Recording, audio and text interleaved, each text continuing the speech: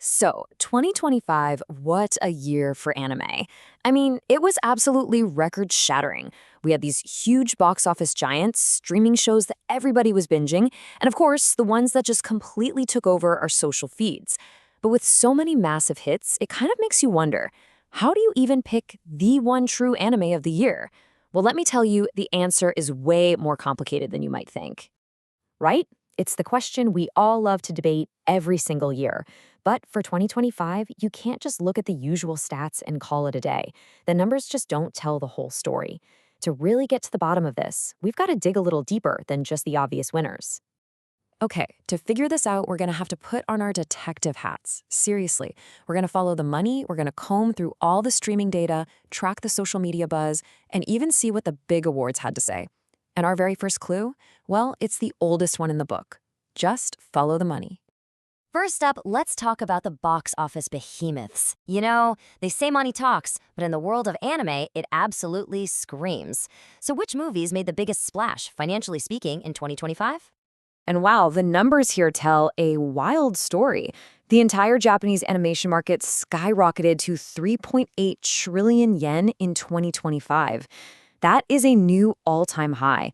I mean, this isn't just some steady growth. This is a full-on explosion, and it's being fueled by huge demand both at home in Japan and from all of us overseas. And sitting right at the top of that massive mountain of cash is our prime suspect. Demon Slayer Infinity Castle pulled in a mind-blowing 40 billion yen. To put that into perspective for you, that is almost 3 times more than its closest competitor. Just based on the money alone, this is starting to look like an open and shut case. But, a blockbuster movie, that's a one-time thing, right? It's an event. What about the shows that people were actually living with, day in and day out? The box office tells us what people paid to see in a theater, but streaming? That tells us what they literally could not stop watching at home.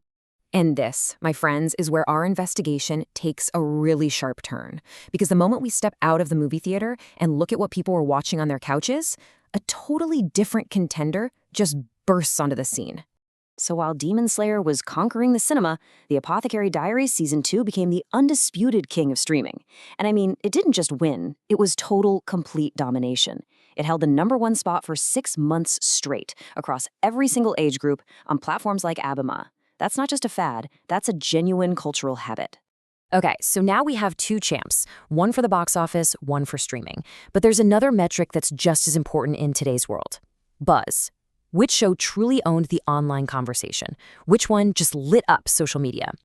And bam, a new contender just smashes its way into the ring. Mobile Suit Gundam G-Q-Q. Social media analysis actually crowned this thing the absolute monarch of 2025. It generated something called a fan score, which basically measures how much and how passionately fans are posting, and its score was a staggering 5 times higher than any other show. It didn't just join the conversation, it was the conversation. So let's recap. We've got 3 totally distinct champions, each one dominating its own turf. Maybe the official judges, the industry awards and the big fan polls, can finally give us a verdict and settle this thing once and for all.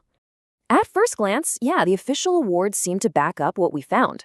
The super prestigious Tokyo Anime Award Festival named Demon Slayer the Film of the Year and Gundam the TV Series of the Year. This lines up perfectly with the box office and social media data, right? It really cements their status as these critical and commercial titans. So, our 2 giants took home the industry gold. Case closed, you'd think. But, the industry awards are one thing, the court of public opinion is something else entirely. And when you actually look at what the fans were voting for, the verdict is completely different. The fan polls are just all over the place.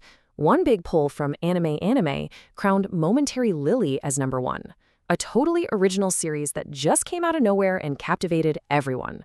But then a larger poll from Web the Television gave the top spot to our streaming champ, The Apothecary Diaries. So clearly, not even the fans could agree on a single winner. So what on earth is going on here? We have contradictory evidence coming from every single direction. To solve this mystery, I think we need to ask a different question entirely. And luckily, an industry analysis report from 2025 gives us the exact framework we need. So this report argues that in 2025, there wasn't just one way to become a hit. There were 4 totally separate patterns. You've got your absolute monarchs, which are the established giants. You've got the dark horses, the surprise hits that spread through word of mouth. Then there are synergy hits, the ones that just perfectly tap into a social trend. And finally, global interaction hits, which actually get huge overseas first. And when you use this framework, the whole year suddenly clicks into place. Demon Slayer and Gundam, they were absolute monarchs, just using their massive brand power. Momentary Lily was a classic dark horse, discovered purely by people telling their friends about it. The Apothecary Diaries found synergy.